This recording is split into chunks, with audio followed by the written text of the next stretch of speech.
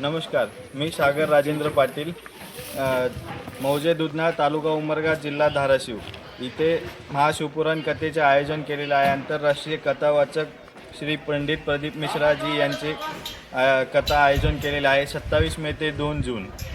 ह्या कथेसाठी जे येणारे भाविक आहेत त्यांच्यासाठी आपण काय व्यवस्था केलेली आहे? त्याच्यासाठी आपण वॉटरप्रूफ मंडप मारलेला आहे, जर्मन हँगर त्याला म्हणतात।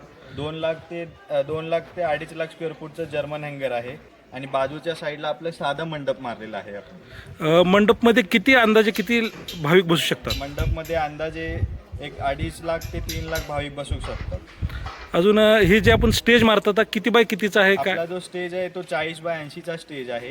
तिथे पुढे आपलं एक संगीत स्टेज आहे, परत एक आस्था मीडियाचं जे लाईव्ह चॅनल त्यांचं चालतं ते एक स्टेज आहे। आणि त्याबरोबर आता जे भाविक येतात त्यांच्या पार्किंगची व्यवस्था वगैरे किती भागात केलेली आहे? त्यांच्या पार्किंगची व्यवस्था आपण एक 40 एकरच्या भागात केलेली आहे। म्हणजे आता जर समजा शिर्शीकडून किंवा निलंग्या साईडून आला तर तो पार्किंग कुठं करावं, उमरग्याकडून आला तो कुठं करावं, असं काय नियोजन? आपल्या मेन रोडलाच त्यांची पार्किंगची व्यवस्था केलेली आहे।